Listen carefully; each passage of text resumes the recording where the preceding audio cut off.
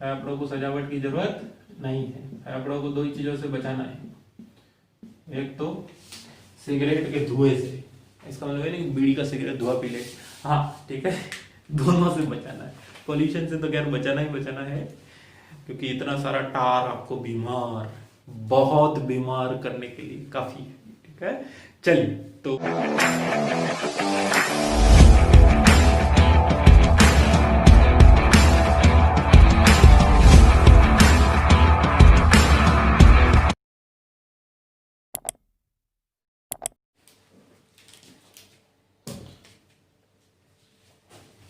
Hello hello hello everyone, good morning to all of you. हम genetics complete किए हैं और अब अपन स्टार्ट करने जा रहे हैं फिजियोलॉजी का एक चैप्टर ले लेते हैं, ह्यूमन फिजियोलॉजी बेटा, जो कि बहुत डेप्थ में पूछी जाती है कंपटीशन के अंदर। तो हम कोशिश करेंगे कि पूरी फिजियोलॉजी एक साथ पढ़ने की बजाय अपन बीच बीच में उसका एक एक चैप्टर पढ़ते रहेंगे। तो तुम एक काम करना, या तो इसके लिए एक अलग से नोटबुक बना लो, ताकि याद करते टाइम या पढ़ते टाइम आपको respiratory system, digestive system, circulatory system ये सब साथ में मिले। लेकिन चूंकि इनको एक साथ इतनी डेप्थ में पढ़ना मेरे हिसाब से ठीक नहीं रहता है। क्लियर? तुमको लगेगा कि अरे यार एक ही चैप्टर चल रहा है इतने दिन से, तो वो ऐसा नहीं हो, इसीलिए अपन इसको अलग अलग, जैसे अभी रेस्पिरेटरी सिस्टम पढ़ते हैं, फिर बीच में कोई दूसरी यूनिट ले लेंगे, फिर कोई पढ़ लेंगे। ठीक है, चलिए तो आज अपन स्टार्ट करने जा रहे हैं, दैट इज ह्यूमन रेस्पिरेशन।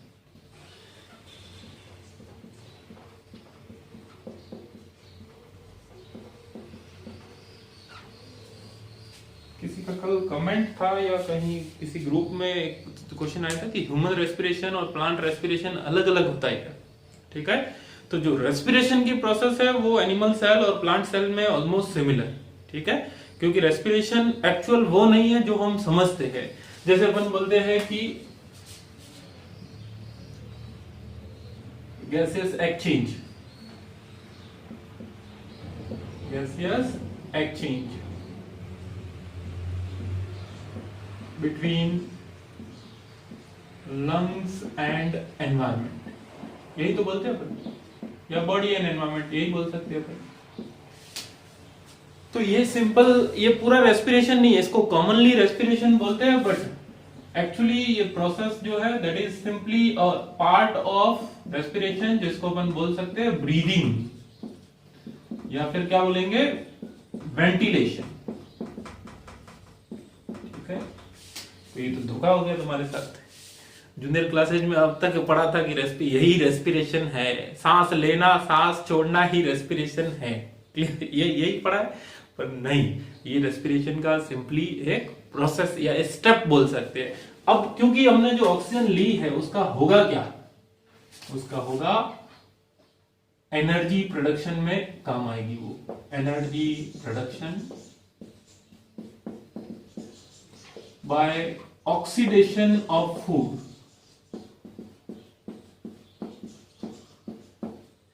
ये एक्चुअली रेस्पिरेशन है, इज रेस्पिरेशन, जबकि वो क्या है, ब्रीदिंग या वेंटिलेशन, जो रेस्पिरेशन का एक पार्ट है। तो प्लांट भी ऑक्सीजन लेते हैं, लेकिन उनके पास वेल डेवलप्ड रेस्पिरेटरी सिस्टम नहीं है, उनकी ज्यादातर सेल डायरेक्ट एनवायरमेंट के कांटेक्ट में है, तो डायरेक्टली गैसेस एक्सचेंज हो जाता है, इसलिए उनको कोई रेस्पिरेशन, हम पढ़ेंगे प्लांट रेस्पिरेशन पढ़ेंगे, glycolysis, Krebs cycle, electron transport chain, जो केमिकल सीरीज होती है वो एनिमल सेल में भी हो रही है। हाँ, थोड़े से चेंजेस हो सकते हैं, कहीं कहीं पे एक दो मैकेनिज्म कम ज्यादा हो सकती है, अदरवाइज लगभग सेम है। तो एनिमल और प्लांट, ह्यूमन और प्लांट रेस्पिरेशन की बेसिक प्रोसेस सेम है, बस रेस्पिरेटरी सिस्टम हमारे अंदर वेल डेवलप्ड है, उनको जरूरत नहीं पड़ती है। क्लियर?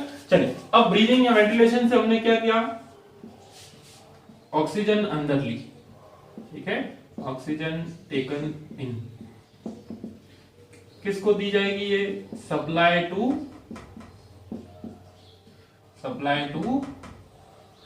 टिश्यू या सेल, बॉडी की सेल के पास सप्लाई जाएगी।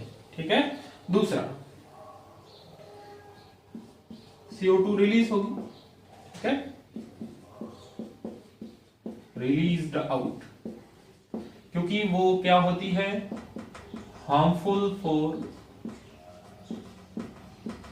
सेल्स या टिश्यू, बॉडी के लिए वो हार्मफुल होती है। तो ये रेस्पिरेशन का या ब्रीदिंग का अपन क्या बोल सकते हैं, सिग्निफिकेंस है, हमको क्यों ब्रीद करना जरूरी है, क्यों हमको ऑक्सीजन चाहिए, ऑक्सीजन जाएगी तभी एनर्जी प्रोडक्शन होगा। और CO2 जो इस प्रोसेस में इन केमिकल रिएक्शन के थ्रू बनेगी उसको बॉडी से बाहर निकालना जरूरी है। अगर ऐसा नहीं होगा तो हार्मफुल इफेक्ट देखने को मिलेगा, ब्लड का वगैरह पीएच चेंज हो जाएगा, ठीक है, टॉक्सिक इफेक्ट, जहरीले प्रभाव पड़ने लगेंगे। क्लियर? तो अभी तक अपन इतनी बेसिक चीजें अगर क्लियर है तो फिर आगे जा सकते हैं। अब एक चीज जो आती है लोगों के दिमाग में कि भाई एनर्जी प्रोडक्शन का काम तो खाने से होता है, ठीक है, क्योंकि टाइम तक तुम पढ़ के आए हो कि हाँ फूड क्यों चाहिए, एनर्जी के लिए, तो फिर रेस्पिरेशन का क्या रोल हो गया, ठीक है, अभी अपन बात करेंगे उसके बारे में भी। पहले इसको नोट करो जल्दी से।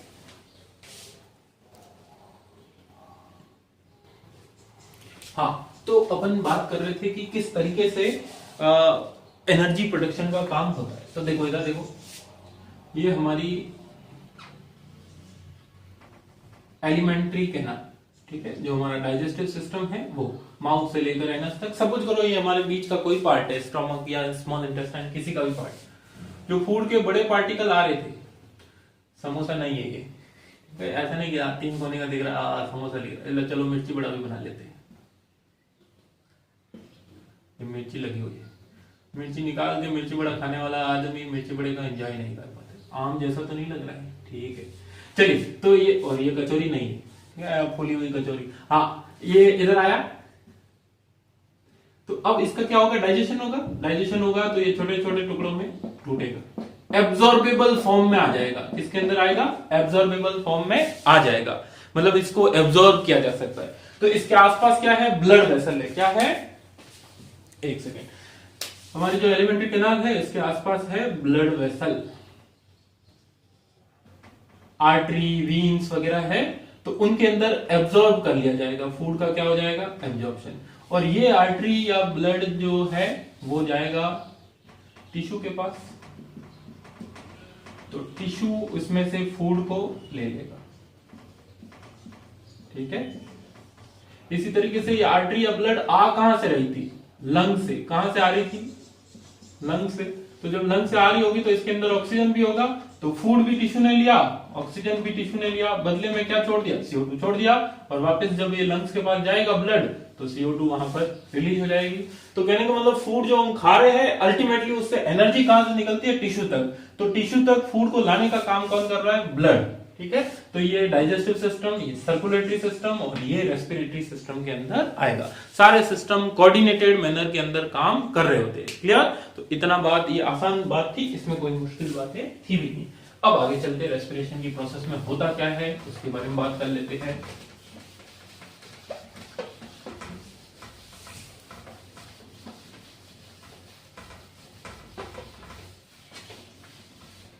चलिए, तो रेस्पिरेशन की प्रोसेस या अपन बोल सकते हैं स्टेप्स ऑफ रेस्पिरेशन।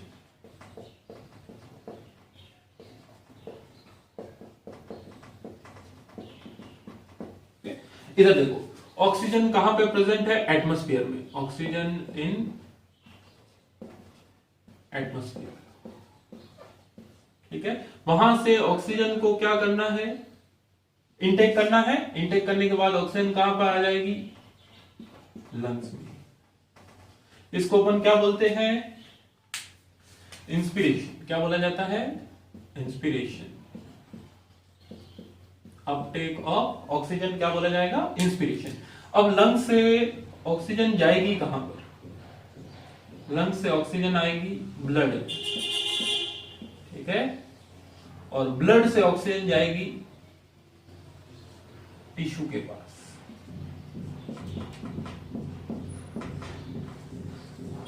बात समझ में आ रही है, टिश्यू, ठीक है। टिश्यू उसका क्या करेगा, टिश्यू में कुछ केमिकल रिएक्शन होगी फूड के ऑक्सीडेशन के लिए, तो उसको बोला जाता है, या चलो लिख लेते हैं, सेलुलर रेस्पिरेशन। क्या बोला जाता है उसको, सेलुलर रेस्पिरेशन या ऑक्सीडेशन ऑफ फूड। जब ये काम होगा तो फूड से क्या निकलेगी, एनर्जी। तो energy production by oxidation of food is known as cellular respiration या ट्रू रेस्पिरेशन अपन बोल सकते हैं। इस प्रोसेस के अंदर क्या रिलीज हो जाएगी, CO2। तो CO2 टिश्यू से किस में चली जाएगी, ब्लड में, वेरी गुड। ब्लड से वापस कहाँ जाएगी? लंग्स में। अब तो रास्ता अपने को मालूम ही है, जिस रास्ते से आए थे उसी रास्ते से वापस जा रहे थे या तो अब कोई दिक्कत नहीं है। लंग्स से होती हुई CO2 वापस कहाँ चली जाएगी? CO2 इन एटमॉस्फेयर। दिख तो रहा है ट्यूबलाइट की रोशनी का कोई फर्क पड़ रहा होगा? पड़ रहा है तो थोड़े दिन सब्र करना, इसको भी अपन ठीक कर लेंगे। ठीक है, तो एटमॉस्फेयर में चली गई। अब देखो लंग्स के अंदर ऑक्सीजन आती है, इंस्पिरेशन, लंग्स के अंदर से बाहर जाएगी तो एक्सपायरेशन। इनके लिए इनहेलेशन और एक्सहेलेशन वर्ड भी यूज किए जाते हैं। इसी को अपन बोलते हैं ब्रीदिंग। अभी अपन ने नाम भी दिया ब्रीदिंग, वेंटिलेशन, या फिर इसको बोल रहे external respiration. External respiration, gases exchange between lungs and environment is known as breathing या एक्सटर्नल रेस्पिरेशन। फिर इधर देखो ब्लड और टिश्यू के बीच में एक्सचेंज हो रहा है, तो एक्सचेंज जो हो रहा है इसको नाम दिया जाता है internal respiration. Internal respiration, gases exchange between blood and tissue is known as internal respiration. ठीक है, और फाइनली अब तीसरा स्टेप क्या आ जाएगा? Cellular respiration. तो अपन इस चैप्टर के अंदर क्या क्या पढ़ने जाएंगे? अपन पहले पढ़ेंगे इसके बारे में, उसके बाद में पढ़ेंगे गैसेस एक्सचेंज होना। ठीक है, और उसके बाद में अपन बात करेंगे सेलुलर रेस्पिरेशन की, जो कि यूनिट नंबर 3 के अंदर दी हुई है, प्लांट फिजियोलॉजी के अंदर। इसके बारे में एक चैप्टर NCERT 11th के अंदर चैप्टर नंबर 14 प्रोबेबली, और RBSC 12th के अंदर चैप्टर नंबर 10 या 11 11 11 नंबर। ठीक है, तो देखना आसानी से काम हो जाएगा तुम्हारा। आसान है तो इसको जल्दी से एक बार नोट कर लीजिएगा। ये पूरी प्रोसेस है ओवरऑल रेस्पिरेशन की। ठीक, चल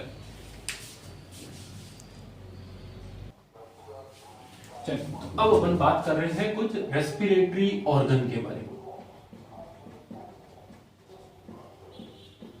वो ऑर्गन जो गैसियस एक्सचेंज में हेल्प करते हैं उनको अपन बोल रहे हैं रेस्पिरेटरी ऑर्गन। तो हमको मालूम है जो लोअर ऑर्गन, हाँ, रेस्पिरेटरी ऑर्गन कैसे होंगे, कितने डेवलप होंगे, वो किस बात पे डिपेंड करेगा?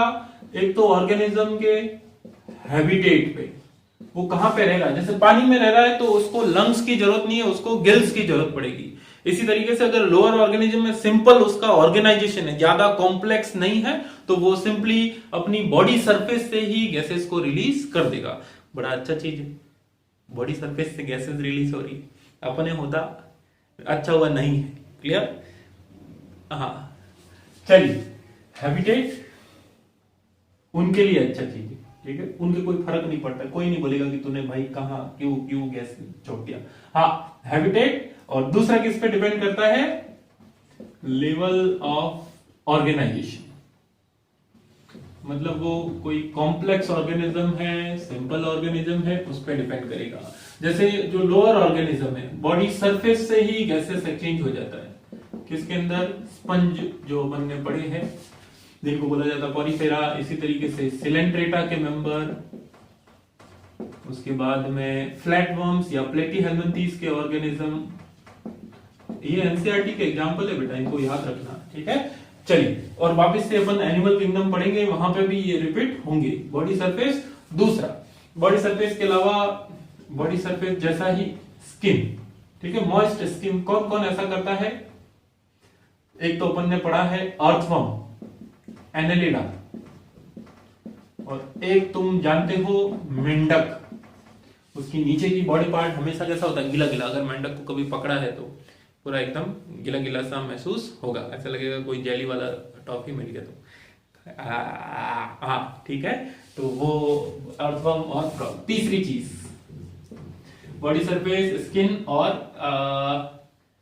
क्या था? Tracheal tube.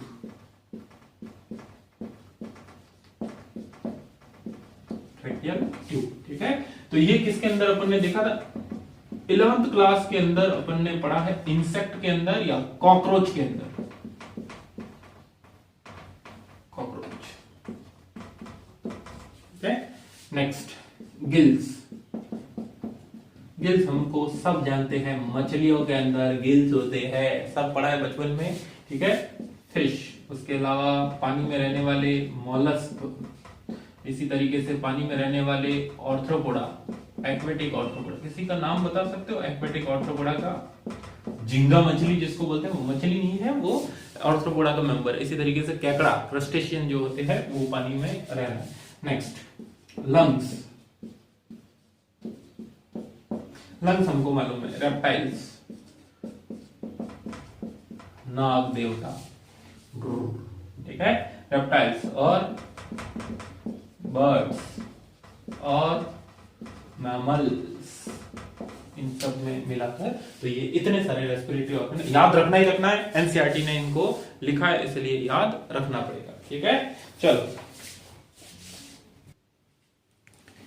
हाँ जी, तो अब अपन पढ़ने जा रहे हैं ह्यूमन रेस्पिरेटरी सिस्टम, ठीक है, ह्यूमन रेस्पिरेटरी सिस्टम। तो बहुत एक सिंपल सा डायग्राम बनाया है। हाँ, डायग्राम तुमको बोर्ड परीक्षाओं के लिए अगर तुमको मन करे तो किताब से लेकर अच्छे डायग्राम की प्रैक्टिस करना, अदरवाइज समझने के डायग्राम ऐसा हो जो समझने में काम आ जाए, दैट्स इट, ठीक है। और ह्यूमन रेस्पिरेटरी सिस्टम का डायग्राम देखोगे, बहुत सिंपल सा डायग्राम दिखेगा। हाँ, इसके अलावा तुम अगर एनसीईआरटी की बुक देखोगे तो उसके अंदर आपको इस तरीके से इसके आसपास रिब्स के कटे हुए किनारे दिखेंगे, ठीक है, पसलियां होती है उनके कटे हुए पार्ट्स इस तरीके के दिखेंगे।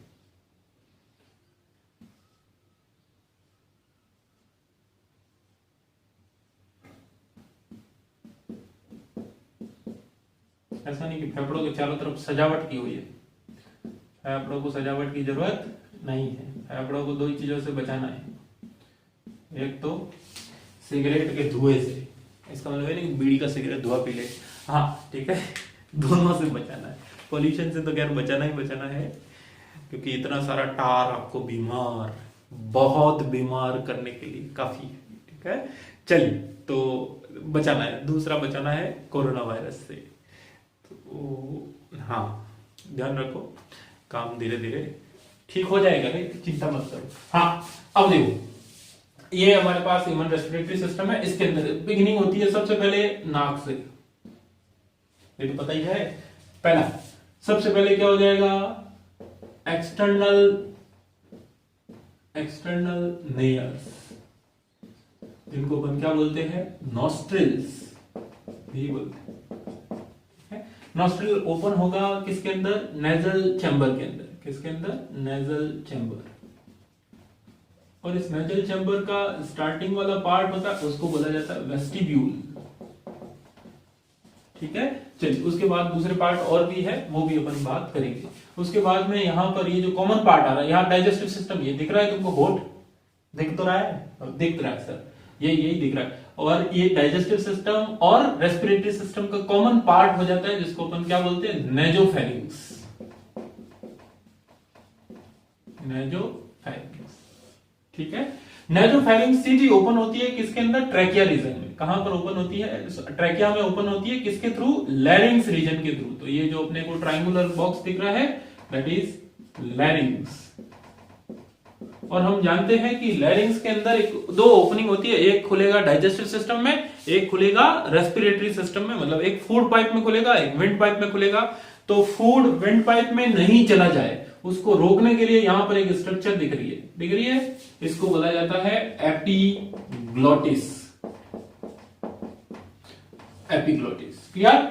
एपिग्लोटिस के बाद में लैरिंग्स, लैरिंग्स के बाद में ये जो पूरी पाइप दिख रही है तुमको, ये इसको बोला जाएगा ट्रैकिया।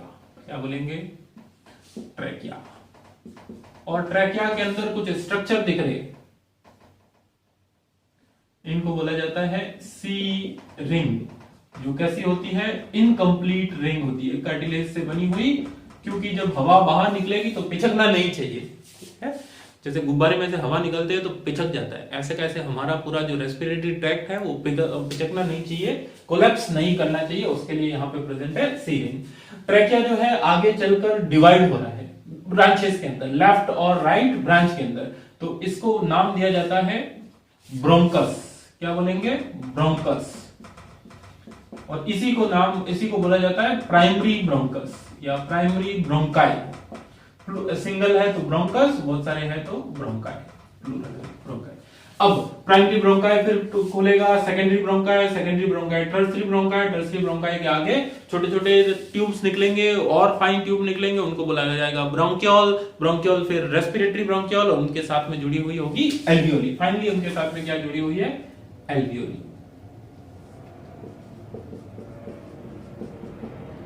ठीक है, तो अपन अभी पूरे इस नेटवर्क के बारे में बात करेंगे। इसी नेटवर्क को मिलकर क्या बोला जाता है?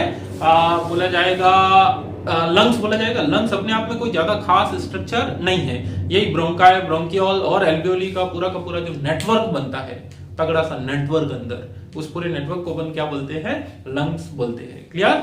चलिए, अब लंग्स के ऊपर दो मेम्ब्रेन प्रेजेंट है। ठीक है, इनको बोला जाता है प्लूरल मेम्ब्रेन। क्या बोला जाएगा? Pleural membrane. Outer pleural membrane और इनर प्लूरल मेम्ब्रेन, इनके बारे में बात करेंगे। इनके बीच में, दोनों के बीच में जो कैविटी है that is known as pleural cavity, और इस प्लूरल कैविटी के अंदर जो फ्लूइड होता है that is called pleural fluid. Done? चलिए, तो फिर तुमको एक और स्ट्रक्चर दिख रहा है जो कि पूरे के पूरे रेस्पिरेटरी सिस्टम की जान है। जान इसलिए क्योंकि यही वो चीज है जो आगे बढ़ने के काम, बढ़ने मतलब एक्सटर्नल क्या बोलते हैं, एक्सपिरेशन और इंस्पिरेशन में काम आएगी। ठीक है, हवा को छोड़ने में, वापस से एयर को अंदर लेने में डायफ्राम का सबसे बड़ा रोल होगा। ठीक है, तो ये डोम शेप्ड स्ट्रक्चर डायफ्राम, ये जो स्पेस है यहाँ पर क्या प्रेजेंट होगा? हमारा दिल आपके पास है, वो यहाँ पर प्रेजेंट होगा। ठीक है, चलिए, तो ये पूरा का पूरा हमारे रेस्पिरेटरी सिस्टम की स्ट्रक्चर है। इनके बारे में अपन डिटेल में एक एक करके बात करेंगे। ये दोनों तरफ चेन जो दिख रही है, फेफड़ों को बांधने के काम नहीं आती है। Cut ends of ribs, ribs के कटे हुए किनारे, पसलियों के कटे हुए किनारे दिख रहे हैं इसके अंदर। हाँ, अभी मत बोलना एक फेफड़ा भरा हुआ, एक फेफड़ा खाली, ये तुम्हारे लिए छोड़ा है मैंने काम। घर जाके आराम से टिंग टिक टिंग टिंग टिंग टिक टिंग टिंग फॉल और पीकू का कार्य किया जाता है, वो तुमको यहाँ पर करना है। ठीक है, बैठ के आराम से कर सकते हो, मैं क्यों करूँ इसको। हाँ, अभी मत बोलना कि सर यहाँ से शुरू हुआ और यहीं पे तुरंत आ गया फेफड़ा, इतना पास है भाई, गले में जितना है। और ये डायग्राम समझने के लिए काफी है। कंपटीशन के हिसाब से जब भी पढ़ो तब ध्यान रखना कि जितना सिंपल रख सकते हो चीजों को उतना रखो, बहुत कॉम्प्लिकेट नहीं करना, क्योंकि हमको बेटा टू द पॉइंट याद होगा तभी सवाल सही होगा। बहुत सिंपल से सवाल आते हैं। इस बार रेस्पिरेशन में सवाल आया था कि कब एयर बाहर जाएगी या कब प्रेशर ज्यादा होगा। अपन आज दूसरा या तीसरे लेक्चर में इसके बारे में बात करेंगे। ठीक है, तो इस डायग्राम को बनाओ, फिर इनके बारे में अपन एक एक करके बात करेंगे। हाँ जी, तो अब देखो कहां से स्टार्ट होता है, पूरी की पूरे रेस्पिरेटरी पाथ के बारे में बात करते हैं। तो रेस्पिरेटरी पाथ स्टार्ट हुआ नॉस्ट्रल से, एक्सटर्नल नॉस्ट्रल से स्टार्ट हुआ। ठीक है, नॉस्ट्रल के बाद में आगे क्या आया हमारे पास? वेस्टिब्यूल रीजन आया।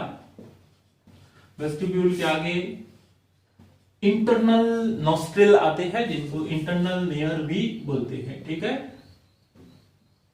मतलब अब अंदर की तरफ भी एक पेयर है ओपनिंग का। ठीक है, वन पेयर ओपनिंग प्रेजेंट है, जो किसमें खुलेगी? नेजोफेरिंक्स के अंदर। ठीक है, नेजोफेरिंक्स आगे किसके अंदर कंटिन्यू होगा? इन लैरिंग्स रीजन। ठीक है, और लैरिंग्स रीजन ओपन हो जाएगा इनटू ट्रैकिया। ठीक, यहां तक तो कोई दिक्कत ही नहीं, ये तो आसान है। अब देखो ट्रैकिया से आगे जो ब्रांचेज बन रही है ट्रैकिया की, उनको अपन क्या क्या नाम दे रहे हैं? उनको अपन बोल रहे हैं प्राइमरी ब्रोंकाई। फिर प्राइमरी ब्रोंकाई की ब्रांचेस को क्या बोल रहे हैं? Secondary bronchi. Bronchus singular word, मतलब एक है तो ब्रोंकस, बहुत सारे हैं तो ब्रोंकाई, इसके बारे में दिक्कत मत करना। सेकेंडरी ब्रोंकाई के बाद में टर्शरी ब्रोंकाई। बताओ, स्पेलिंग की मिस्टेक कर दिया। तुम्हारा ध्यान है प्राइमरी आया, प्राइमरी के बाद सेकेंडरी आएगा, सेकेंडरी के बाद टर्सरी आएगा, टर्सरी के बाद क्वाटरनरी आएगा, चलाते रहना है। फेफड़ा इधर तक ही है, और कितना आगे तक लेके जाना उसको, ठीक है। टर्सरी ब्रोंकाई, टर्सरी ब्रोंकाई के आगे छोटे जो ट्यूब्यूल्स बनते हैं या छोटे छोटे ट्यूब्स बनेंगे उनको बोलेंगे ब्रोंक्यूल, ठीक है। और उनसे भी आगे ट्यूब्स बनते हैं वो भी ब्रोंक्यूल है, उनको डिस्टिंग्विश करने के लिए इनको अपन बोल देंगे पल्मोनरी ब्रोंक्यूल। क्या बोल देंगे? Pulmonary bronchiole. और पल्मोनरी ब्रोंक्यूल के आगे जो होंगे they will be called terminal bronchiole. अगर तुमको लगता है कि मामला यहीं पे खत्म हो गया है तो आप बिल्कुल गलत है, ठीक है। तो टर्मिनल ब्रोंक्यूल के आगे की तरफ जुड़े हुए हैं रेस्पिरेटरी ब्रोंक्यूल। अगर तुमको लग रहा है कि यहां पे मामला खत्म हो गया है तो आप सही है, ठीक है। रेस्पिरेटरी ब्रोंक्यूल थोड़ा ठीक लिख देते हैं आप, नहीं तो डॉक्टर वाला हैंडराइटिंग हो जाएगा। हालांकि तुमको बनना डॉक्टर ही है, फिर भी लोगों को समझ में नहीं आएगा तो तुमको डॉक्टर कौन बनाएगा?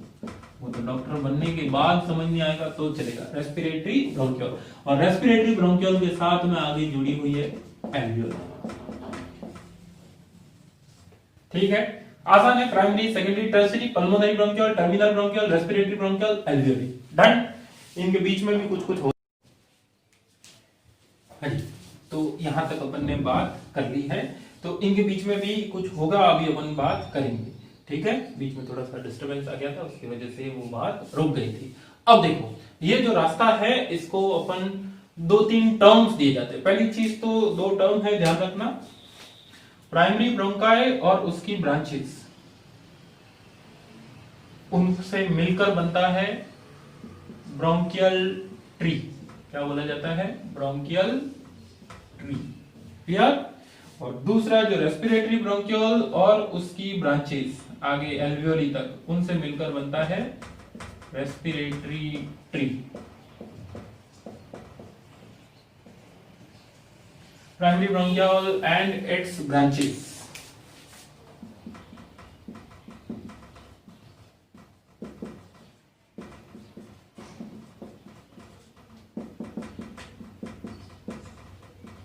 ब्रांचेस कहां तक? Up to terminal bronchiole.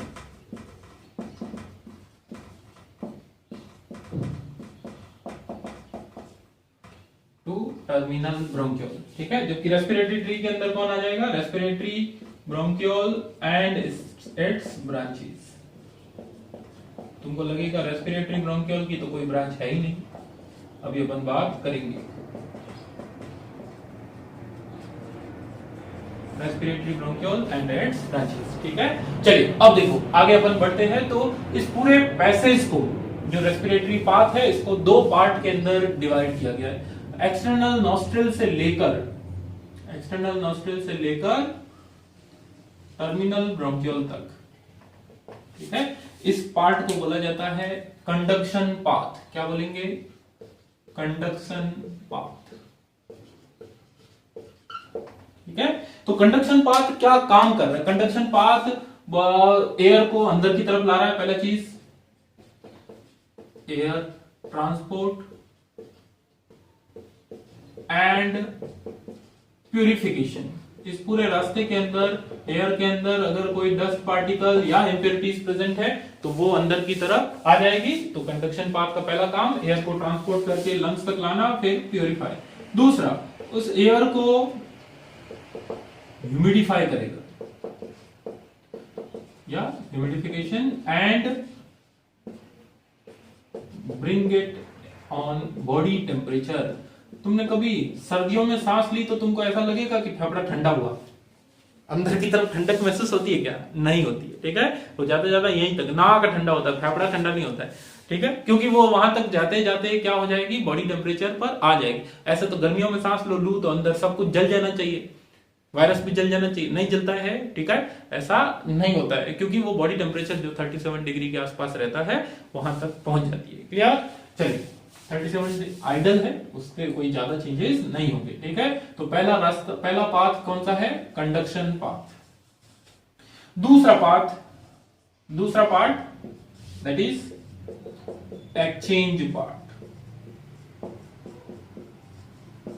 Exchange part, ठीक है। तो एक्सचेंज पार्ट के अंदर क्या होता है, it is site where actual gaseous exchange occurs, जहां पे गैसियस एक्सचेंज होता है बॉडी और मतलब लंग्स और ब्लड के बीच में गैसेस एक्सचेंज यहाँ पर होगा। तो पूरे के पूरे रेस्पिरेटरी पाथ के दो पार्ट है, एक्सचेंज पार्ट और कंडक्शन पाथ, ठीक है। तो यहाँ पे हेडिंग डाल के लिख लेना, अलग से लिखना हो तो अलग से, यहाँ पे केवल कंडक्शन पाथ लिख लेना, यहाँ पे नाम लिख लेना एक्सचेंज पार्ट, आगे जब नोट्स बनाओ वहां पे लिख लेना 2 पार्ट्स ऑफ रेस्पिरेटरी पाथ, या respiratory path is divided into 2 parts, और उनके काम लिख लेना of respiratory path. Done, note कर लीजिएगा। आज की क्लास इतने तक के लिए ही रहेगी, इसके आगे अपन कल बात करेंगे। धन्यवाद।